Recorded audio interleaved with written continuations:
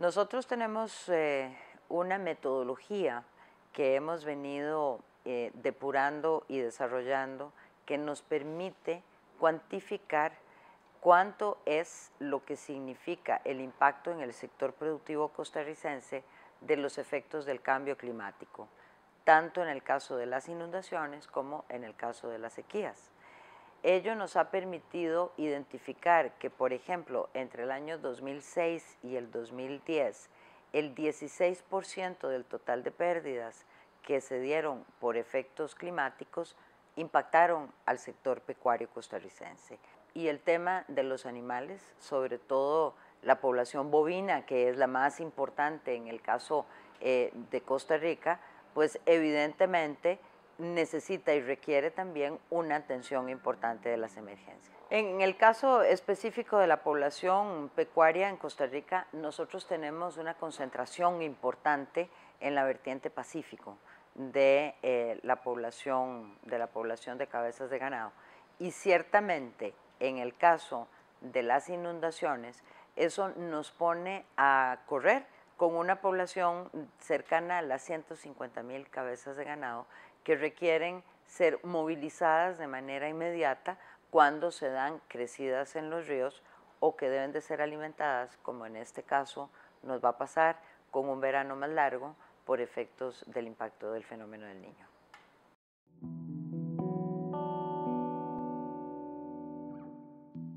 Ese ha sido un esfuerzo importante que hemos hecho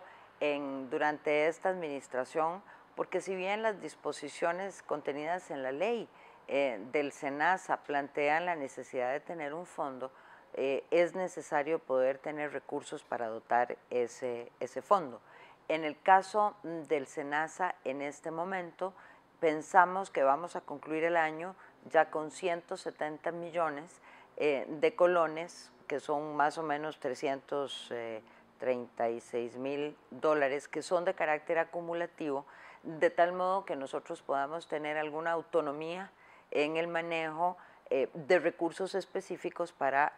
una emergencia. Sin embargo, y esto me parece que es importante, no podemos dejar de entender que no somos, una cosa es tener autonomía y otra cosa es tener independencia, porque deben de manejarse en el marco de la Comisión Nacional de Emergencia y del Sistema Nacional de Gestión de Riesgo para poder hacer trabajo de sinergia entre las diferentes dependencias.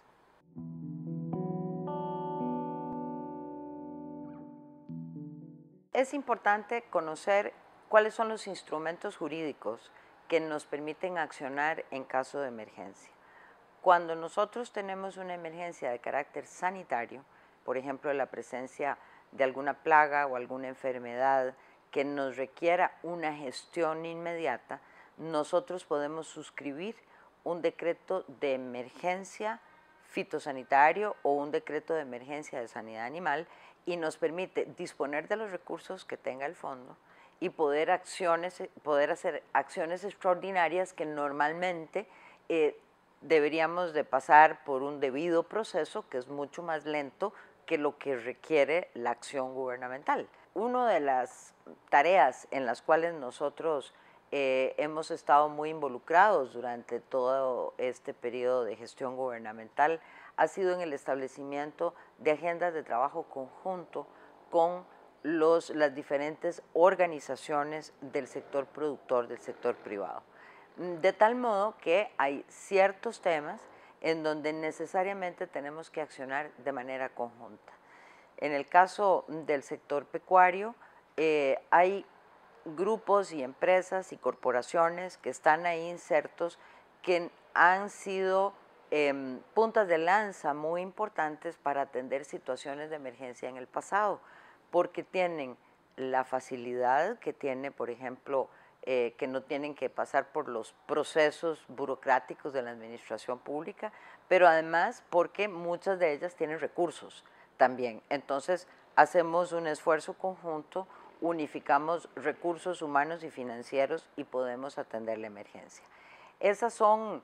tareas en donde claramente el convencimiento de que el riesgo es un riesgo que es una ocupación nacional y una preocupación nacional del sector en su conjunto, es lo que nos permite trabajar de esta manera.